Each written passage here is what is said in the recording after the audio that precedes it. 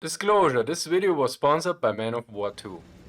This is an edited version of a previous stream where I provided historical commentary for the first two missions of the German Man of War 2 campaign, while Vulcan plays the game. I will talk about general historical outline, different weapon systems, and answer various questions. Before I start, a few words about Man of War 2. It is a real-time strategy, or more correctly a real-time tactics game, since there is no base building and the focus is on small unit tactics set in World War II. The game is developed by the Ukrainian studio Bestway and published by Fulcrum Publishing.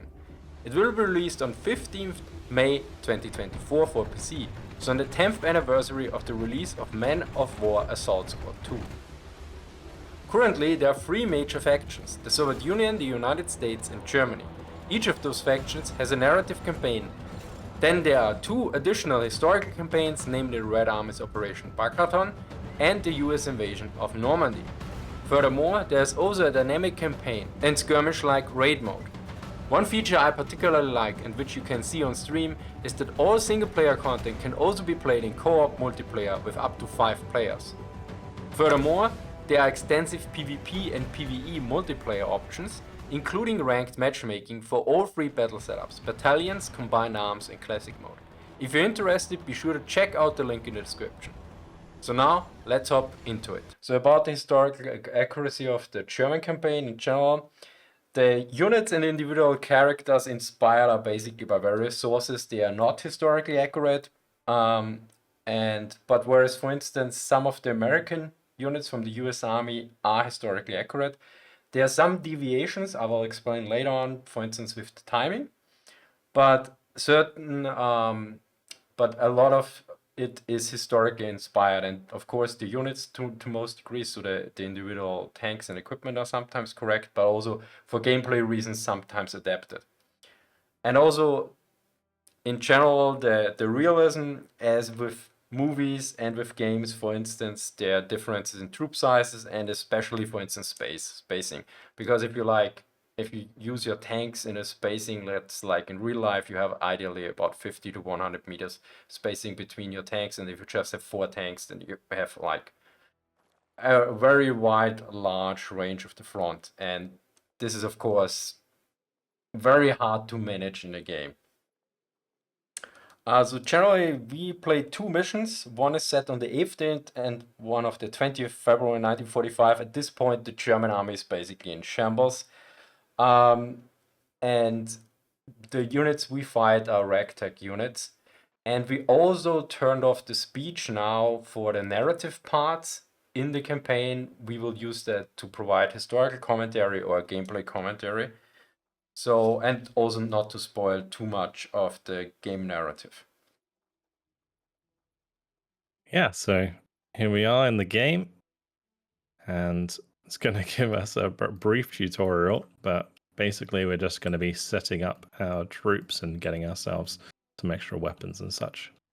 And Bernard, you're going to be handing me over pretty much all the troops. Yeah.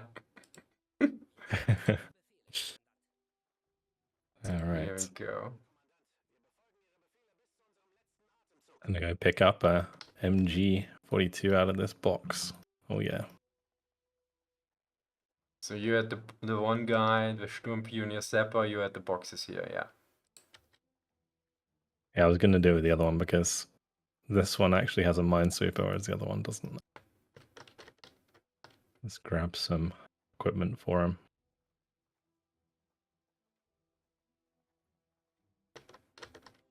So here we have basically a mechanized Kampfgruppe, you could say. We have a Sonderkraftfahrzeug 251/17 with a 20 mil flak, so some AA protection, and behind we have a commander's APC, a 251-10. At that point of the war, these were not used by the Panzergrenadiers anymore, but by the Pioneers still.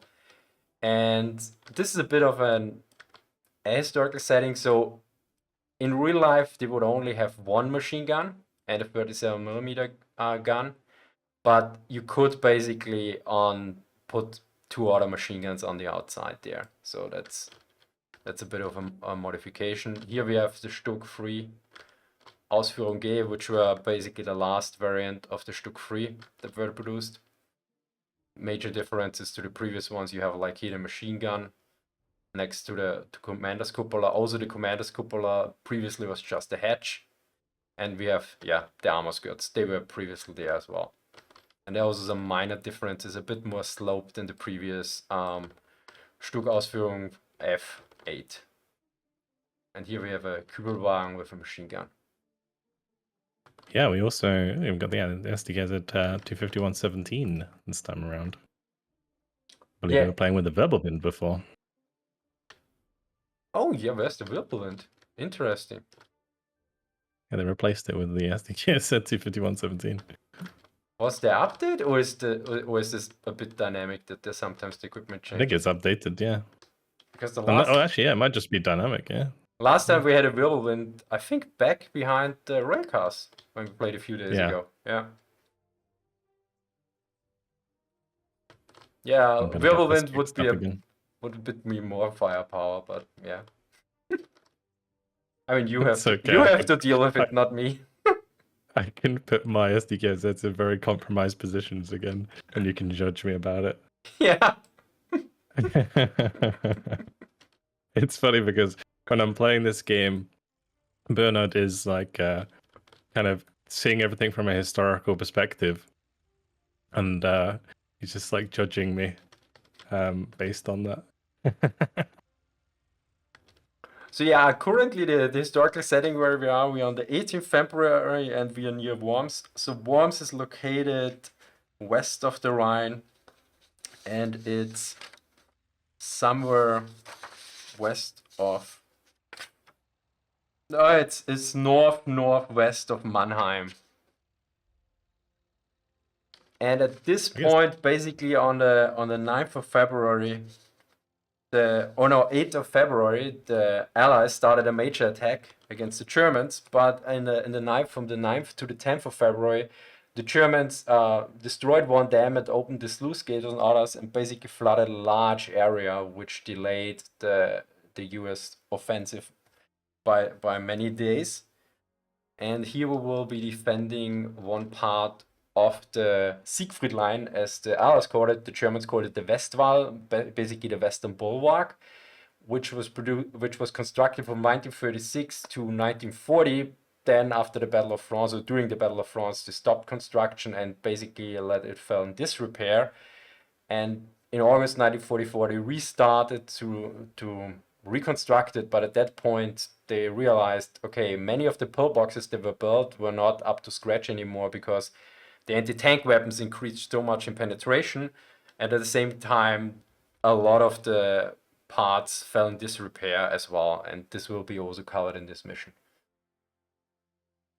Yeah, so we've finished setting up now, and we're going to be heading over to the village of Worms and setting up a defensive line at these bunkers. So let's get over here.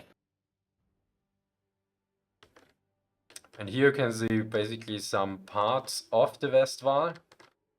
And also, of course, there were trenches added. A lot of trenches were added. And the Allies basically said it was not a fortification line in that sense. It was more of a fortification net. We have certain basically parts that were a bit better dug in and defended. But in between, there was large areas that were, well, there were anti-tank ditches and other elements, but it was not like a really strong fortified line. And you already managed to shoot down that P-51, yeah. The 20 mil on the back there did a good job. Nice. So P-51 had a liquid-cooled engine, so this was not ideal for ground attack because minor damage to the engine could basically completely put it out of action. So ideally you will prefer a radial engine like you have in P-47 Thunderbolt, because they can take a bit of a more beating and still have no problems, because yeah, if you have liquid cooling, if the liquid runs out, sooner or later the engine will be destroyed.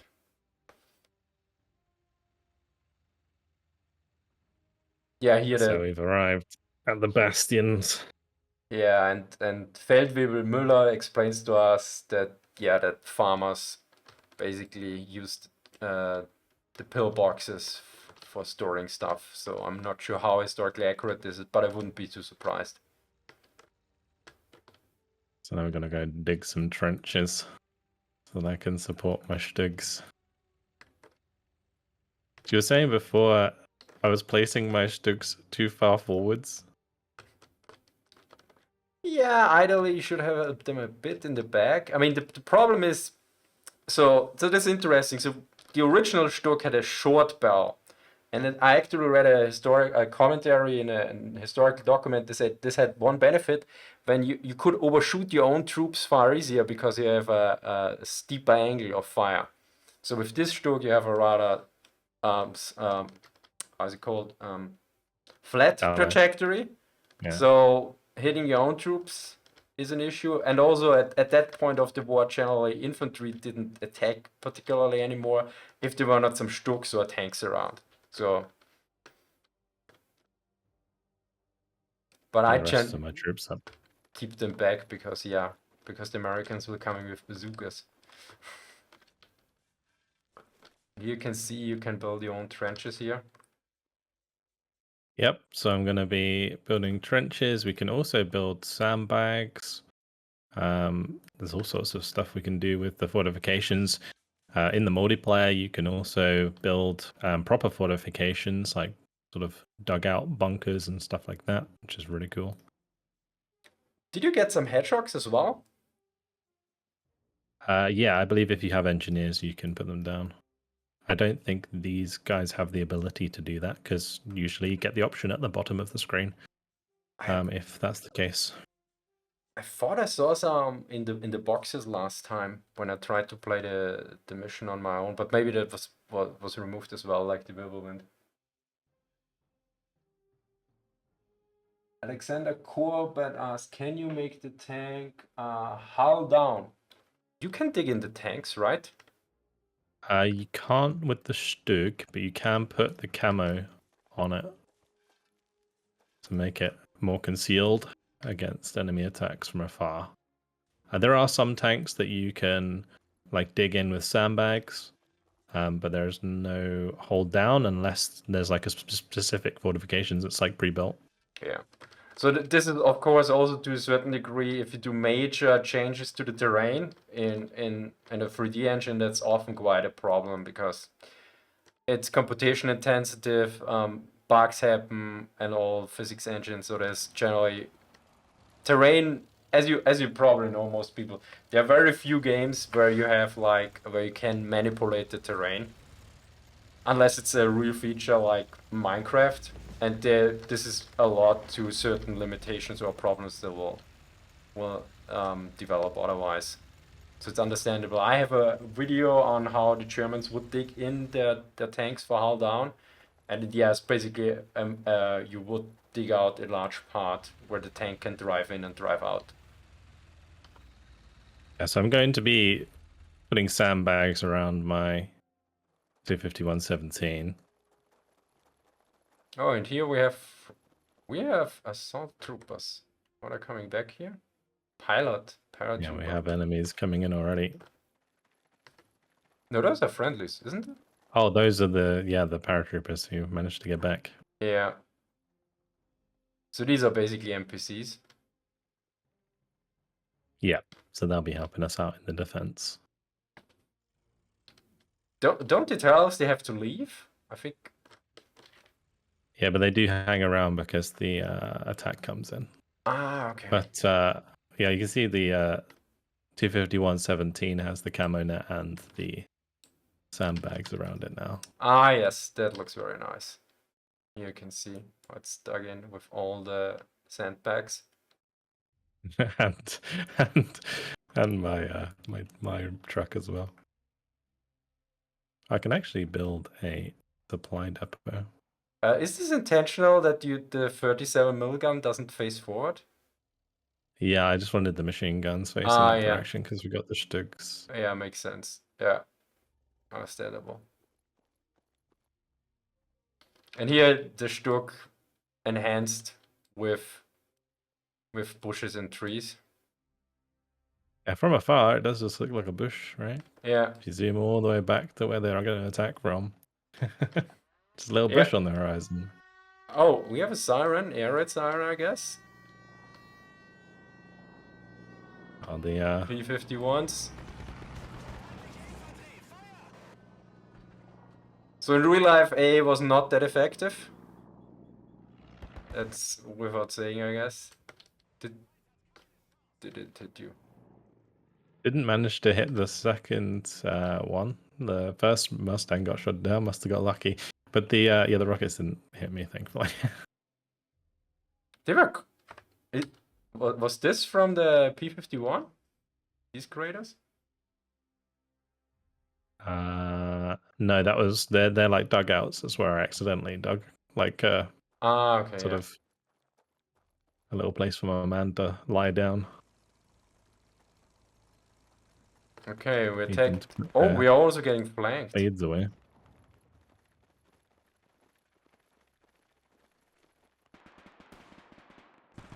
So let's look at the main. Here we have a Sherman 4A3 here. So this was the Sherman with the Ford GA engine, and there were quite a lot produced of this variant. So it's basically the mid-late war variant of the Sherman.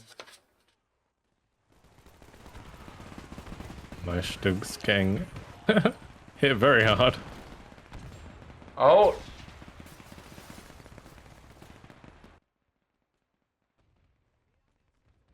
The commander's running.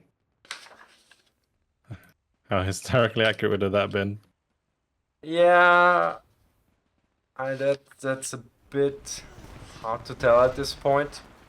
I think a regular commander would likely not have done this for several reasons. At that point, there were kangaroo courts around, and for commanders, they were particularly would be a very major problem. There were the Germans, I think, in total about 20 to 30,000 court martial for how's it called? For deserting, but not all of Yep. them were executed. So that there was some new research, but yeah. And so one of your Stücks is burning. Yeah, one of the Stokes got knocked out really early on, which is kind of bad. Yeah, and the other one is still holding. Nice. So we have one. Oh, we have an M4 A3 E2 jumbo here. So of these, only 254 were built. If you consider that in total there were 49,000 Germans built, that's a unicorn right there. So they were only built in 1944, and it was basically considered an assault tank. So it had a improved turret, stronger turret armor, and stronger front and side armor, particularly to be invulnerable or way more stronger against anti-tank guns. There was also a variant with the 76mm gun, which had a higher penetration value. So the frontal armor was about 152mm or 6-inch. And there were also some field modifications that created their own jumbos, basically. And some jumbos even received more additional armor. The interesting thing here is that the jumbo was in the mobility performance not really that much decreased, despite all the major improvements on the armor. Of course, durability went down, and according to Zaloga, it was very popular with the troops. But yeah, as you can see, Lovely penetration through the turret there. yeah, Vulcan dealt with it. Got 2 more to kill.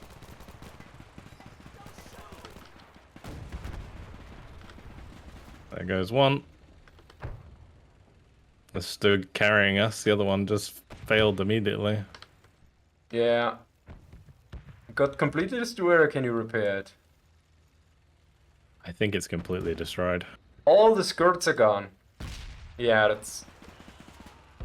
And here you can see Here the skirts are all there, so individual parts of the skirts can be shot off. A perfect timing here. As you can see, one front part of the skirts was shot away. And yeah, the charger, the loader died, and individuals of the crew can be taken out. yeah. I've also been, for the most part, direct controlling this Stug. So I'm able to manually control where it fires and so on, which is pretty handy. I usually play, if I play co-op, I give a friend all the units except one tank, and then I do direct control that tank.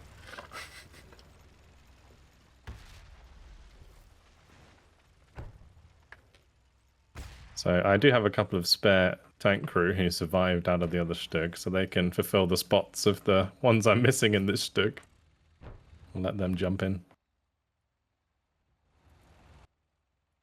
So Alexander Corbett asked, weren't some Shermans that had extra armor welded on from other destroyed Shermans? Yes. So basically there were a lot of build modifications done in various ways, like some created their own jumbos or they added sandbags. There's a major discussion how bad or good they were. There were also concrete armor and all the other stuff. And on the German side there were similar aspects, and I think Guderian wrote in the Nachrichtenblatt der Panzertruppen and explained, yeah, don't add concrete or something else because it doesn't help. Or I think they even claimed that it's worse. So it really depends, because a tank is a very, very heavy vehicle, and so if you add weight somewhere, it might it's bad for the balance, it increases wear and tear and other issues that you might not be aware of. At the same time, what people argue, yeah, but the psychological aspect sometimes is more important for the troops, that they think, okay, my tank is now less vulnerable to, for instance, a Panzerfaust, even if it's not really that way. And this sometimes means that they push further where they wouldn't push further or something else. So it's always a back and forth. So the next thing we're going to do in this mission is counterattack the bridge, because our explosives didn't work. I don't have too many men left, though. I've only got 1 Stug and 5 men. I'm doing way worse than I was before. Yeah. The last time I was thinking, oh my god, Vulcan, what's going on? We're gonna lose. So yeah. We'll be alright. So as you can see, it's a pretty tough game. It can be, yeah. I think I didn't space out my infantry enough before, so they all got taken out in one go. So the M20 is gone. That is basically a variant of the M8 Greyhound, or the other way around. The Greyhound had a 37mm gun, this only had a 20mm, a 50 cal machine gun.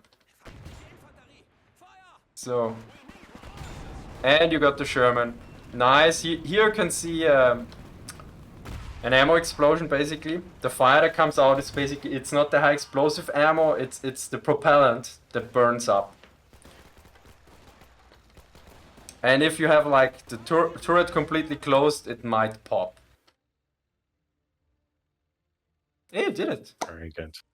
Yep, we managed to do it. 5 men in a Stug. We managed to do it, yeah. Alright, let's go ahead and get these mines down. I hope I have people left with mines.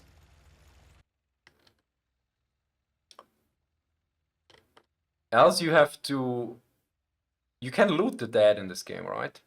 The inventory. Then Yeah, you can, yeah. You need to find them. I think I have them in my supply truck. Isn't now the... Ah, yeah, there was the... Now you can attack the SPGs. The artillery secondary objective. Should we go for it?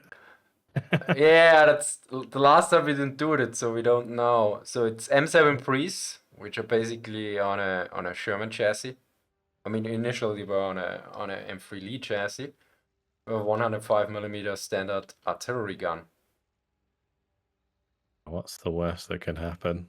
I mean, if you send your infantry to kill it, it's a question. I mean, in direct fire, they can decimate your Stug. That's the issue. Yeah, that is what I'm worried about. We'll spread out my infantry and try And and and get it, some eyes on them. I mean, it's called a priest because it has like this round thing where the one gunner in the front has a 50 cal, so your infantry will be toast. But you probably can spot them with your infantry before they see you, hopefully. Oh, here's one. Yeah. Oh no, is that an empty one? Oh, the crew is outside of them. Yeah, they're chilling by the fire. Oh, nice. So you might actually capture it. Oh, there's another thing here. What is here? Here's another one. Yeah. I could capture it. This one you hit already, and But I think I should probably just kill them yeah, because I don't really have enough men to pick them to take them for myself.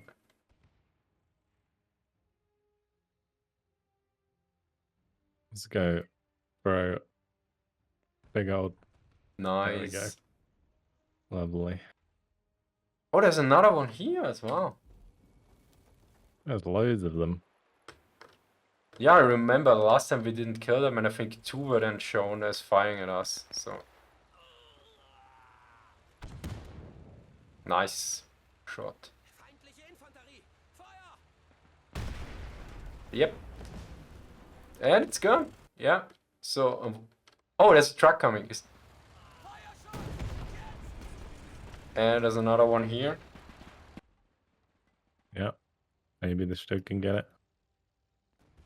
Nice. Nice. And hit the priest idly as well. Oh no. One of my SMG guys got grenaded.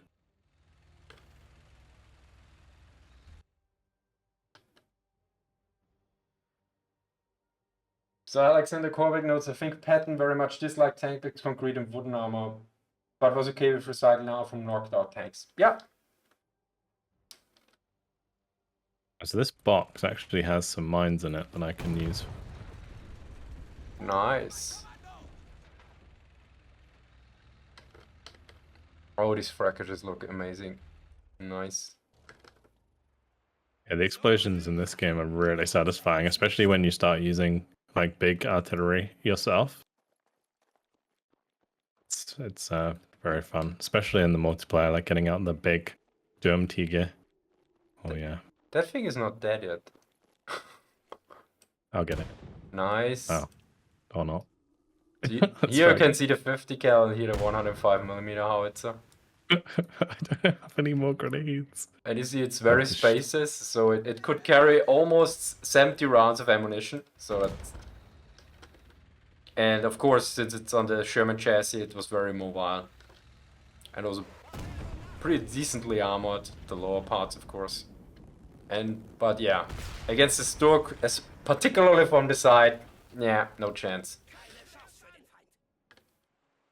Yeah, again, looking beautiful as it blows up. Right, let's get out of here. I think that's the objective done.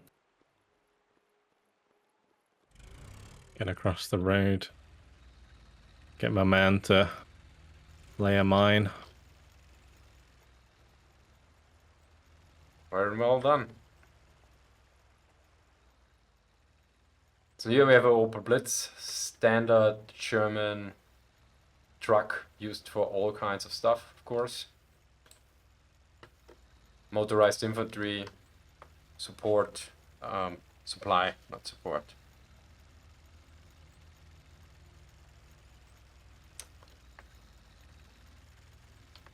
I was just waiting for the Stoke to get across. Otherwise he was going to run over the man who put down the mine.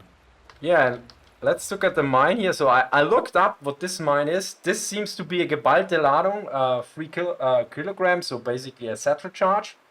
And a Sprengbüchse 24 it was called.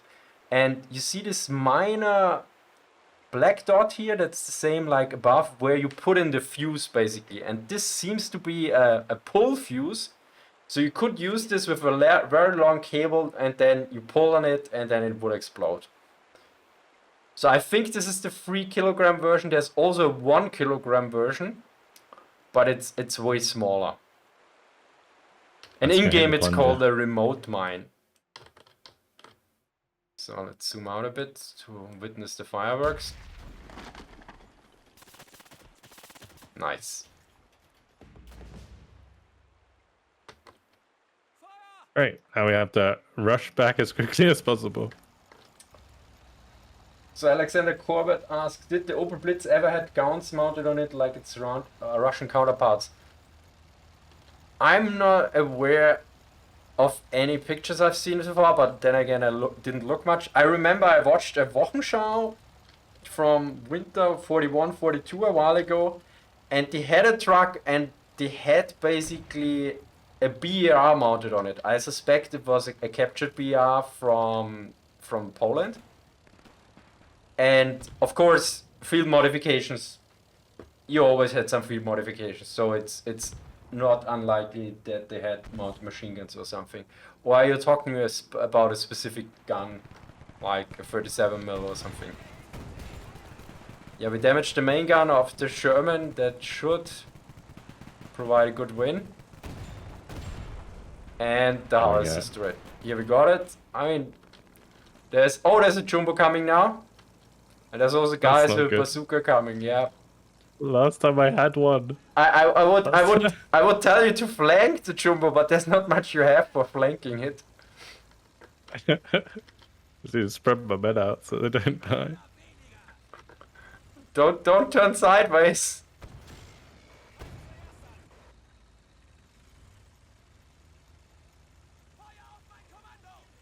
So Vulcan, the world is watching. I can't penetrate it. I think you need to shoot the machine gun port or the driver's hatch. I don't. Oh no, it doesn't have a driver's hatch in the front. Yeah, we can get the man inside. Yeah, just shoot the other one. Okay, yeah, you got him. Well, what is it talking about? Oh, you won? Oh yeah, we have the Panzerwerfers coming. Ah, so yeah. The Panzerwerfer. Yeah, here we have the Panzerwerfer, so I give it this one to you as soon as I can. So Panzerwerfer were equipped with Nebelwerfer 41. In this case, I think there's an error, because as you can see, the weapon is 20 centimeter Nebelwerfer, but the system is 15 centimeters correct here. 10 barrels basically, and it's slightly armored. I read the Merkblatt pamphlet today, and a particular. Did they kill your Stuck? Yeah, that looks bad. Oh yeah, yeah, that's not ideal. Can you use the Panzerwerfer? I try to give it to you, but I can't select it yet. Yeah, I can't select it yet either. Yeah, I think you have to wait. So the armor protection of this was only against shrapnel, basically, and also protect against the back blast of the weapon. So I give it to you now. Ah, yes, okay, here we go. This is what I'm talking about. And basically a battery consisted of 8 of these vehicles, and they had like 400 rounds, so basically 5 salvos. And each platoon consisted of 4 of these Panzerwerfers. And ideally they would add it to an existing battalion of Nebelwerfer.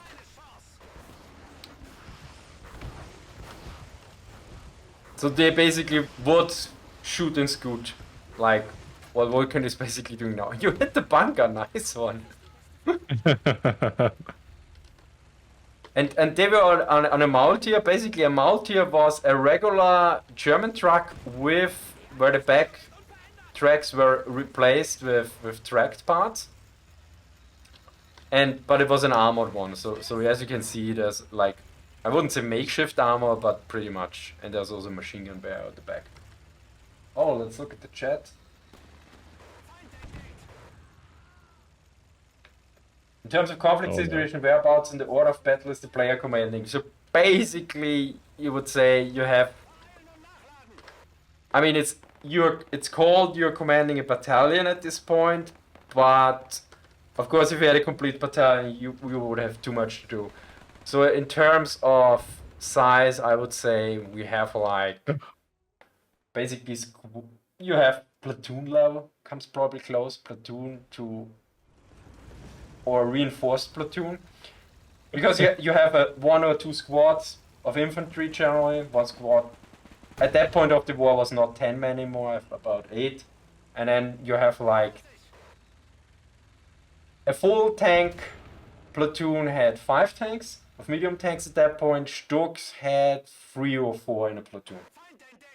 At this point it was regularly 4, yeah. But we won! We did it! We lost almost everyone, but we won. Did you not The mount a plan was there sentinel? to fall back anyway, so we just had to hold as long as we could. Alexander Corbett, yes, there's a first-person mode. A direct control mode. Is it first person or is it semi-third person? I think you can third person and also first person, right? There is also a first person, yeah.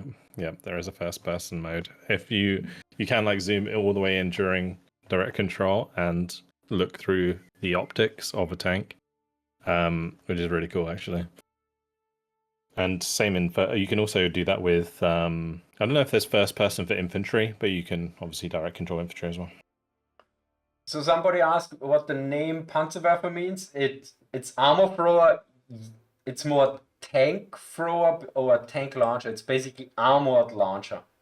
So the issue is with German, they use 2 nouns, and 1 noun would be in English usually used as an adjective. For instance, Ostfront literally means East Front, but it's translated with Eastern Front. So in that case, it would mean armored launcher or armored thrower. And a Werfer basically was always a rocket launcher or grenade launcher or mortar in that sense. Give me a sec. I must turn on the light. All right. Ready up when you're good to go. You can jump into the second. So I'm back again. So okay, how did I do? As you can see, I did pretty well. I have 60 infantry kills and only 18 losses, although I did nothing. So the next You're one, always schooling me. yeah, the next is Ruhrbaschen, right? Yep. So Indeed.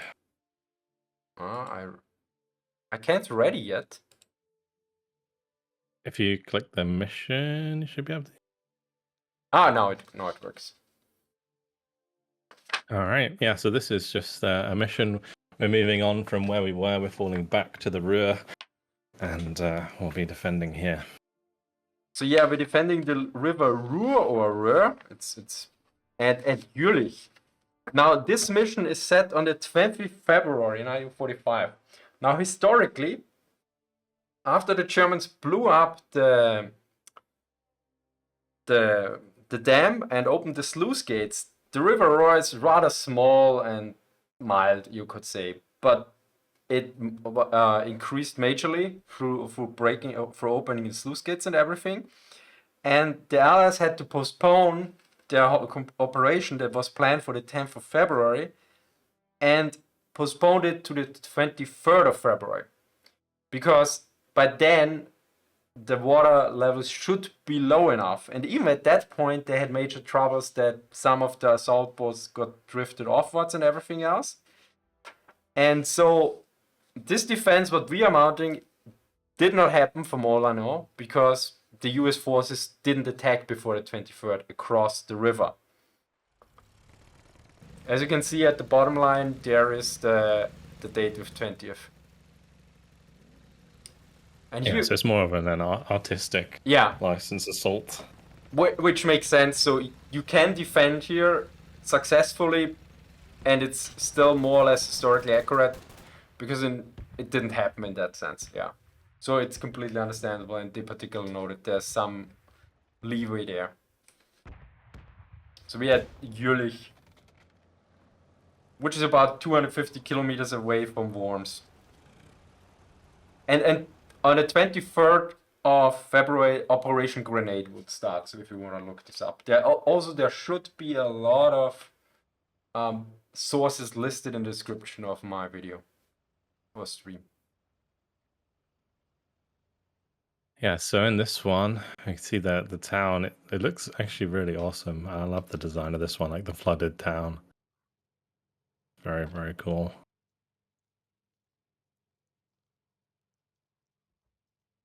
Let's just get through the dialogue, and then we can get control of some of these troops. And I'll try not to lose every single one of them again.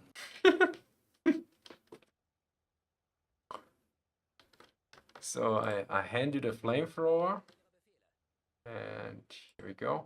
Ah, yeah, same. We could only give you one this time. So where should I put my troops? You just want to move up to the objective when they give us one. What exploded here? Do you see that? I think it was just a stray artillery shell. So yeah, for the crossing of the river, it was planned to use a lot of artillery fire, also smoke generators and smoke shells to cover. It was an assault across with several divisions across the river. So on this point, the 29th Infantry Division would be attacking. There was also a support division at Ohama Beach on D-Day. I've marked where we need to go. And there's also, there should be a historical footage linked in the video description where you can see the 29th Infantry Division after they crossed into Jülich, walking along the river and everything.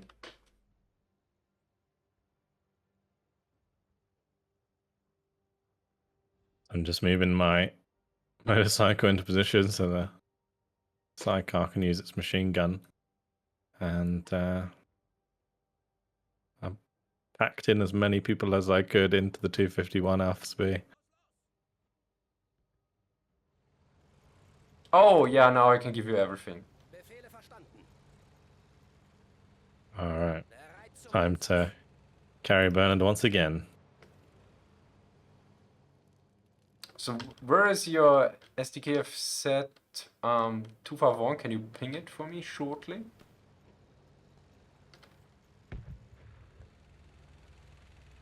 Oh yes. Here you can see nice that this is not a D variant because the D would have the slope farther up. And the B at this point would have been completely out of production. So the C variant was already started in 1940. And the D basically from 1943 onwards. So basically this was something left behind. But of course the differences are visually are not that strong. So Bramel asks, can you for example delegate the AI one squad to defend or attack a position in this game?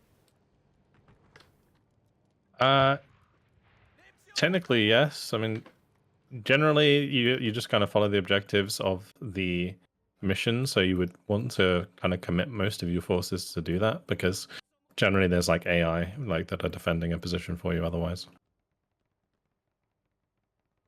But yeah, you could send people back and forwards. I need to make sure that I'm killing this guy on the MG though, so it doesn't kill our sappers.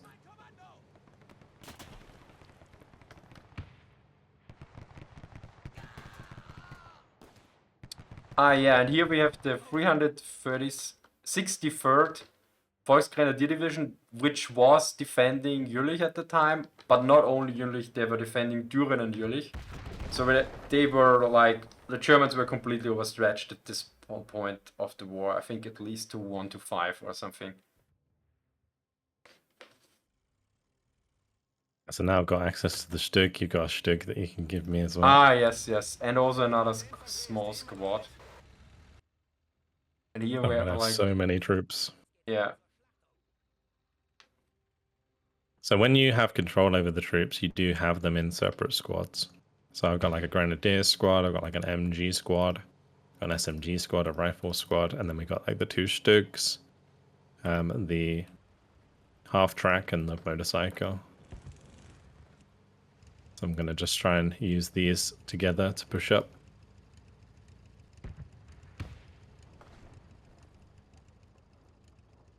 Try and use the MG squad to cover me on the way in.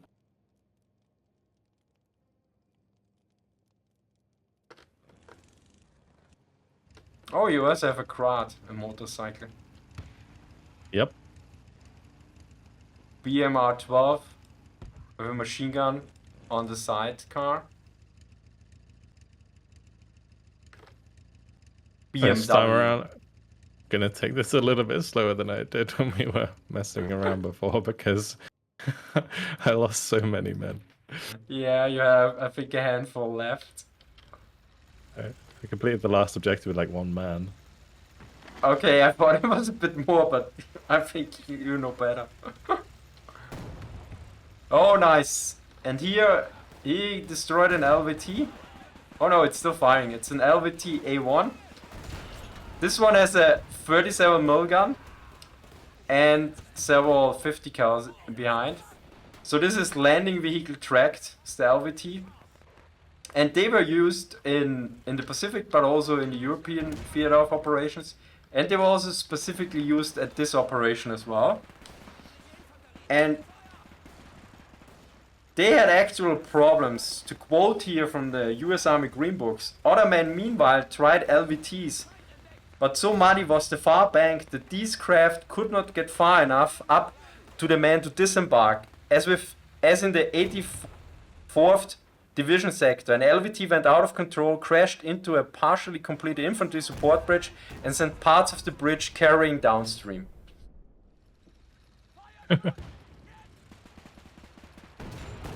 Oh, an amusing anecdote. So it seems like, yeah, some of them have like a Stuart turret on them. Yeah, that's The other one has like a Scott turret. That's completely correct. They put the Stuart turret on them, yeah. And the other one is with the Scott turret is basically an 75 millimeter howitzer, yeah. Because they know that we don't have enough firepower for these things. And you generally, they were not well armored, but I mean they could swim. Yeah. Anything that's well armored isn't swimming. Yeah. I mean, you had the Sherman DDs, but it's arguable how well they swam. Oh, my poor grenadiers. Here's one with the Scott turret. Very nice. 50 cal, open turret. Here the short howitzer.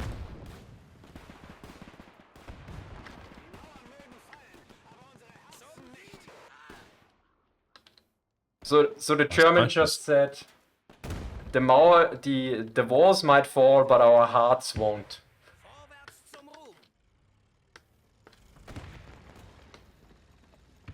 Sorry, I interrupted you. Just saying, my sniper's doing a great job still. Wonder if he'll run out of ammo. He's only got 18 shots left. I mean, it should be regular rifle ammo, so you should give it from the other guys. Yeah, I can give him ammo if I need to. Now here, if you look at the assault boats, from what I have seen, I've only seen one picture in the US Army Green Books of the assault boats. They were rectangular shaped and they didn't have like air-filled areas from what I know. But of course at other parts it might be different. But generally all the other stuff basically historically inspired is mostly correct from what I found out. So the 29th Division at this part, the 363rd Volksgrenadier, and of course our unit is basically a kind of fictional unit. There was we had the 277th Engineer Battalion, which was part of a Volksgrenadier division, but they didn't fight at this area. Then again, they renamed it an assault sPaK battalion, so it's basically an inspired unit.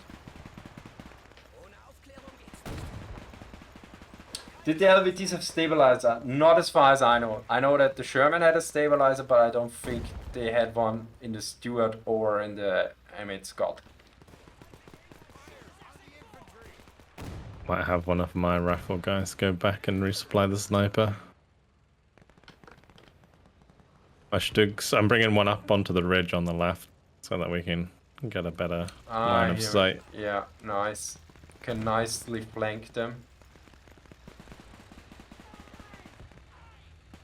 Yeah, here the machine guns on the Stuck is very helpful, of course.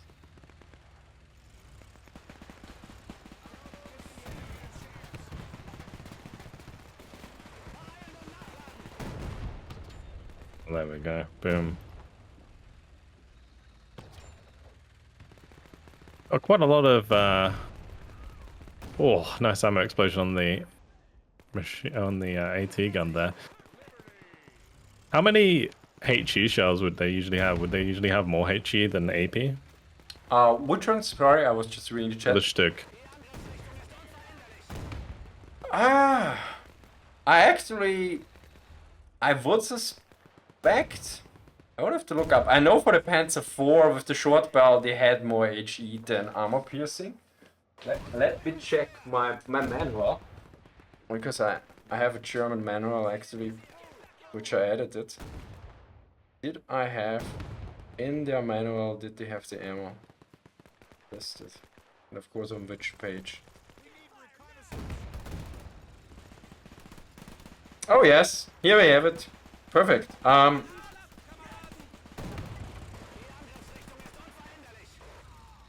So they would have ideally, let me check, yeah.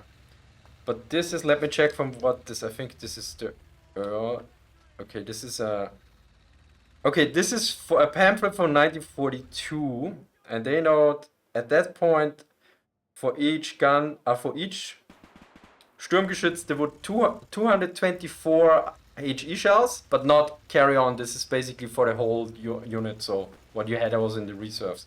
46 anti-tank shells and 30 smoke shells. In total 300 shots, so basically.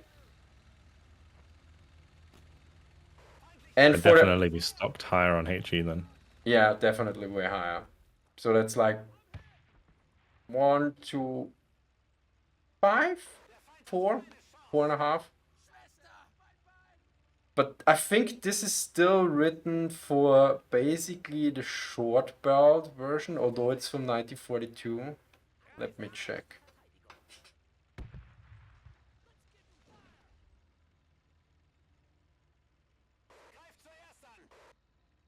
I know we just got to clean out the rest of these men. And that M3 gun has no chance of getting through. Yeah, this basically is still written for the short barreled version. So this is still with the Stuck you would have. It would be different because at that point they were mostly used as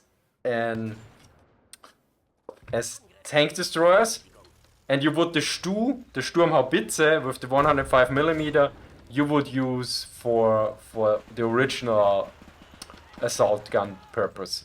So you would have the assault howitzer, yeah, which had way more HE. Let me look. Where is my other Stuck book? Yeah, there's another one. If they have, because I was reading the ammo section actually today of the other one, but there's so many ammunition types. If there's something on the loadout. I just shot the LVT there through the wall. Like with AP shells, you can do that. Managed to knock him out in the nice center. One. Yeah, that was also an ammunition blowout. So, is there something about here of the late war ammunition loadout?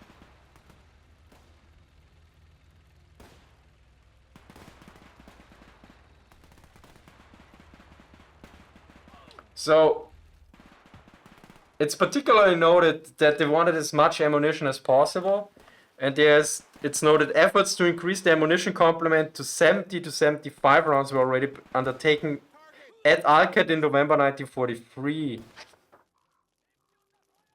But an air raid in the same month destroyed all models and documentation, so introduction was delayed by months. And then they increased it to 76 rounds.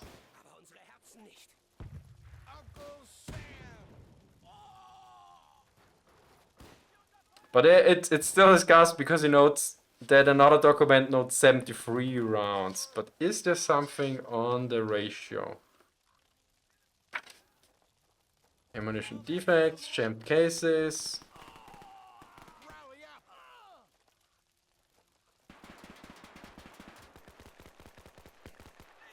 Here we have something.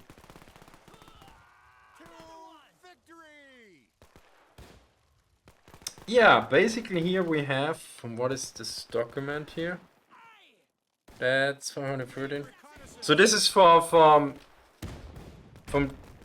January 1943. At that point, they would have like 132 HE rounds and 108 anti-tank rounds of the regular armor piercing and 24 of the Panzergranate 40, so the what's it called, APCR, with the rigid core.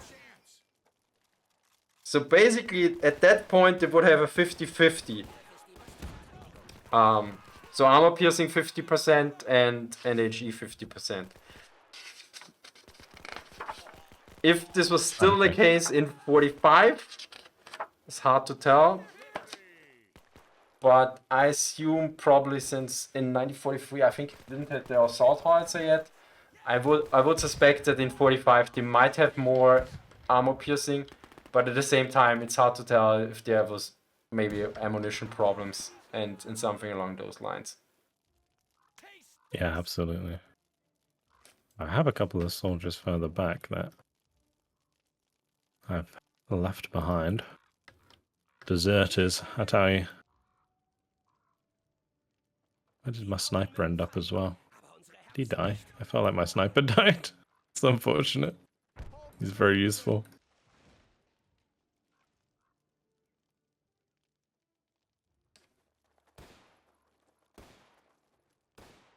Alexander Corbett asks, do you know the veracity of the claim that the Stuck 3 was responsible for around 30,000 tank kills, and I think that's accounted for all variants. So I know some documents that state that the Stucks were the most effective tank destroyer, but that is from the General of the Artillery, I remember. And it was particularly noted that they are better than tanks. I haven't seen a complete study that looked at everything, because, I mean, the General of the Artillery has, of course, interests in portraying the Stucks in a particularly good light. And then there was, for instance, Guderian of the Panzertruppen, who didn't really like the Stuck and also tried to get them into his own branch. And basically Stucks that were used as tank destroyers were assigned to Guderian, whilst the other Stucks were part of the artillery branch. And as far as I remember, the numbers given of the very effective Stucks at that point was for 1 or 2 battalions, or for a certain amount of time. So it's always hard to determine, was this the case for all of the war? Was it cherry-picked numbers? Pun intended here. And so a lot of the information I see nowadays is often, it's back and forth, and I generally, if you look at the German army in the Second World War, there are very few in-depth studies. Generally they refer to some data, but it can go one way or the other way. For instance, this is why I did my video on the Panther, because you have some people that say that the Panther was basically trash, and other people say the Panther was the best thing since sliced bread and was the best tank of the Second World War, medium tank. And well, you could also argue it's a heavy tank. So I'm generally like more, well, if I haven't researched it myself or I haven't read it, like if somebody writes a complete book on the subject, that might convince me. Before, I'm generally like a bit skeptical. Let's put it that way.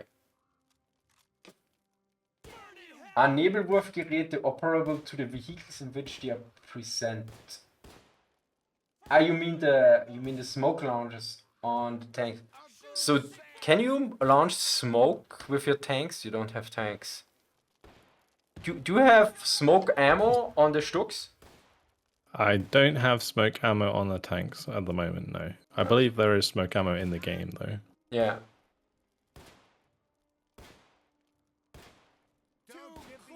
For this mission, no. See if we can flame some people. One question is, did tanks have bullet drop? Yes. So basically, you have with you always have a ballistic curve.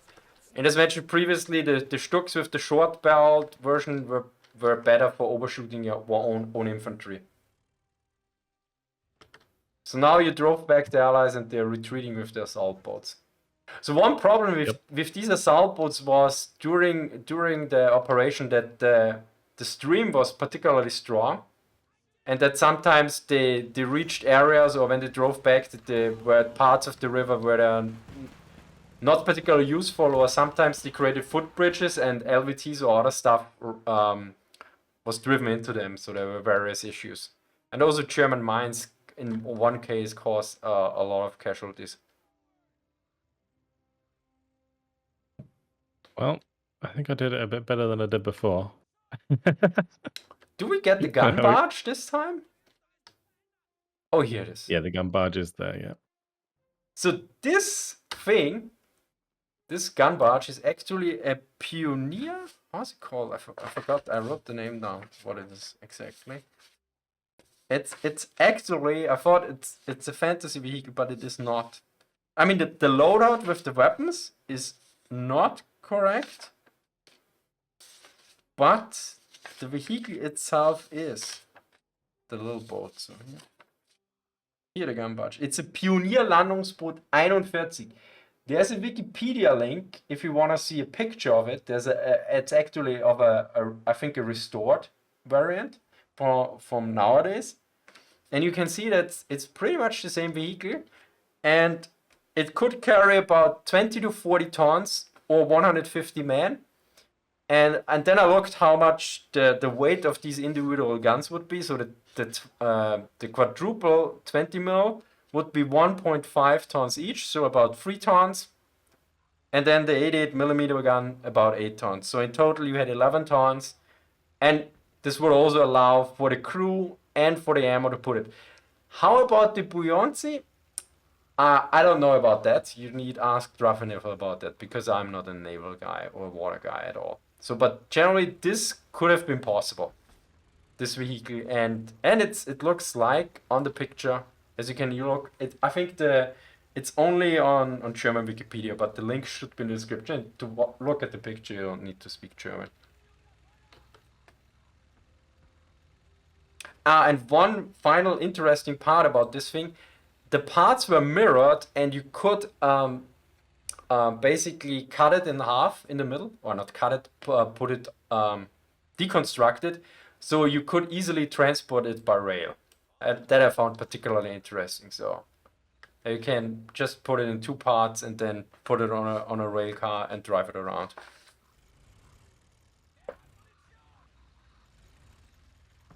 You get my Opel butts over here. I stole the truck that the men arrived in, and I'm going to be using that to transport my troops to the front.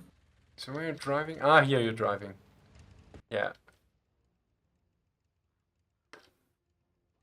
Are you driving into the water? Yeah, okay, that's possible. Not that deep. Yeah. I have PTSD from other games where when I drive in the water, my tank dies. Yeah.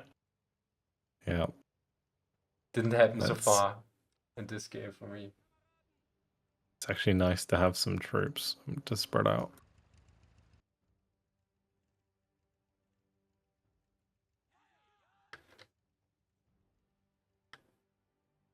Yeah, now the large... yeah, I remember what's coming now. This should be fun. Yeah, so we're going to go take that gun barge with a few men. We have my flamethrower here. I have my motorcycle, but what I might do is leave the motorcycle further back so that we can use that later. And we'll pop the men onto the upper Blitzstruck. Did any tanks in World War II have any snorkeling equipment to cross rivers without a bridge? Yes. I mean, you could consider the German Tauchpanzer, the Panzer III that they modified as that, but they were actually intended to be used in an amphibious invasion, but they were also then used crossing one river in Operation Barbarossa in the attack against the Soviet Union. Then the Tiger, I think not all, I think the first 50 or 100 had a snorkeling device. And I think the Panther was originally intended to, but they didn't continue it. So because and of course the Mouse famously, I think the Mouse had river crossing capabilities in the sense I think they would have used two Mouse. You had one Mouse on one side and connected, I think, to the other Mouse, which would then cross through the river. But I'm not sure about if this would also provide air. But I assume it would have a snorkel, and I think the electricity or power would be supplied with the cable. But I read that many, many years ago, I think 20 years ago probably, because since then I barely looked at the Mouse again. All right, so I've just gone to the aid station. We're having a chat with these people who are saying they're out of ammo and they don't have any medical supplies. We need to go find their transport.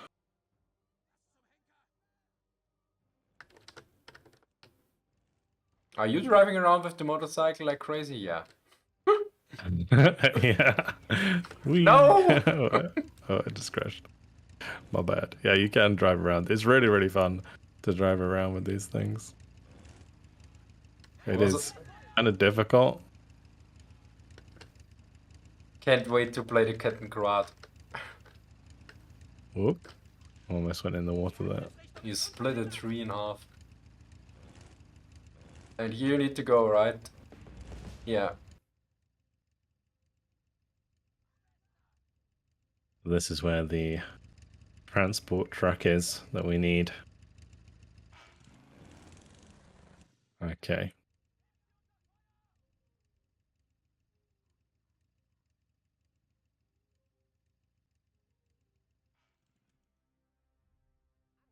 Unteroffizier Rudi Hipper.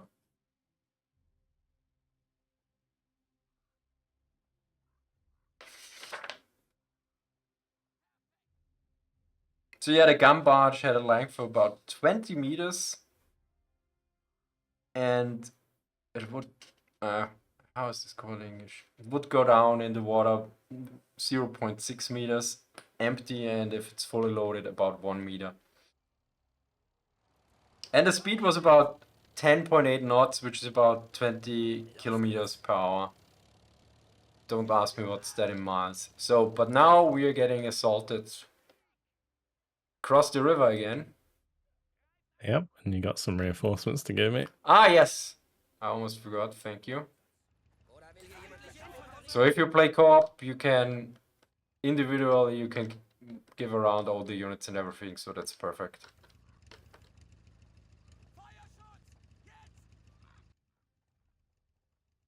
I put a whole bunch of people on the barge. There's a 88 and 2 Flakfillings on here, as well as a machine gun.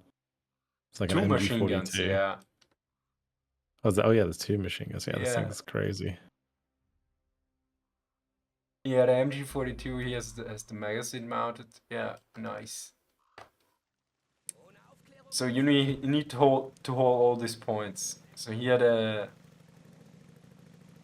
Zalogas come over, as mentioned before. Likely these look different, but I only have seen one pictures of some of them, and here, yeah, the guns have a field day.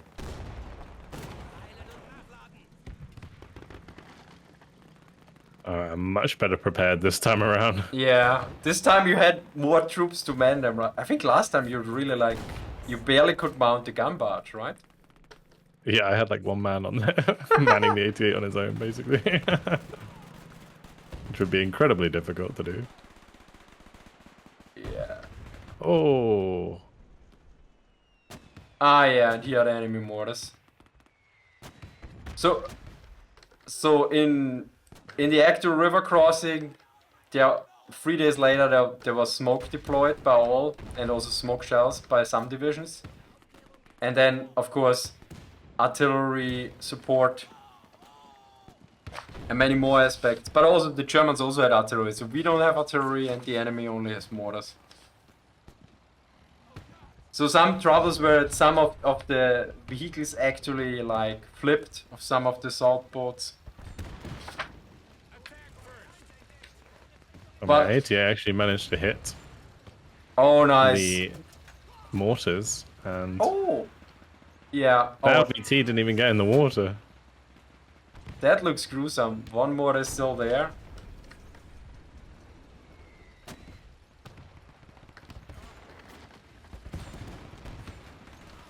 And here we have again the LVT with the Stuart turret. It's gone.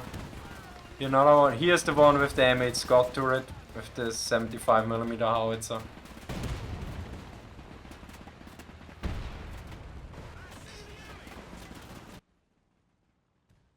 So in the real crossing on the 23rd, they broke through rather easily. So they broke through on the first day. Oh, here actually the German 109 helping out. Yeah, we got 109s. I'm And having to back up the Stug because they've broken it through on the left side.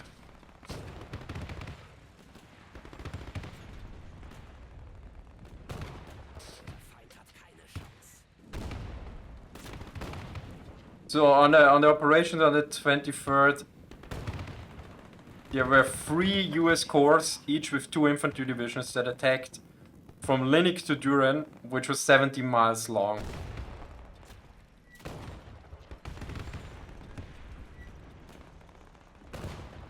Oh, the flak pulling just finished off the LVT there. Yeah. Oh, this looks like a graveyard. These guys are swimming over. But yeah. Oh, this is nice. Look at this statue here. The mortar is still causing troubles. Oh! M10 tank destroyers. Oh, yeah. Now these use modified Sherman chassis. As you can see, they have on the side the armor here is sloped. But it's rather thin armor, and because the US tank destroyers went with firepower and mobility, and with rather low armor. In comparison to German tank destroyers, at least late war, that went generally with armor and with firepower and armor, and less mobility, like with the Stugs. Or a Jagdpanther, for instance. Oh, they've been taken out. We got them. Oh, the LVT is like sinking while the other one's floating in above. Oh, some guys landed over here. Enemy break it.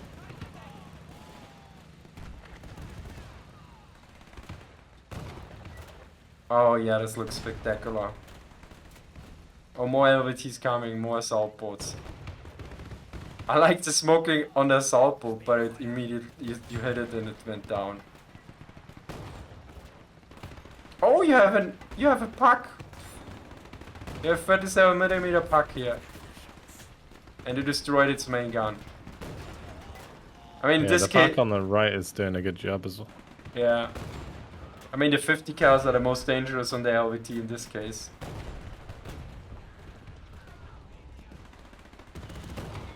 Yeah, so in real life this wasn't that much of slaughter. You were saying before that normally during these sorts of battles, people would be retreating before taking this many losses. Yeah. So generally in computer games you often have like kill ratios or death ratios or casualty ratios of like 90 or even 100. In real life, 20-30% are already a lot. So generally, if you take like 20-30% of losses in one particular engagement, your units break, retreat, and something rout. or the enemy stops attacking or something. So this what you see in games. Of course, if you do this in games, it's like it might get a bit boring sometimes, or very different, as you can see. I mean, it's the same in films. In films, there's also at least in the small scenes, generally the enemy gets wiped out completely. I mean, of course, in small scale, this sometimes happened, but on a larger scale, if you look at 20-30% of losses around that. And you will also take more prisoners, because in these games, usually you don't break the prisoners, which would complicate everything. And we just had the American leader call for a ceasefire. I think we've maybe done this too efficiently.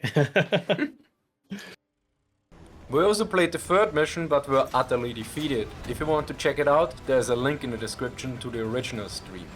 Be sure to check out Man of War 2, the link is also in the description. Thank you to Man of War 2 for sponsoring this video. Thank you for watching, and see you next time.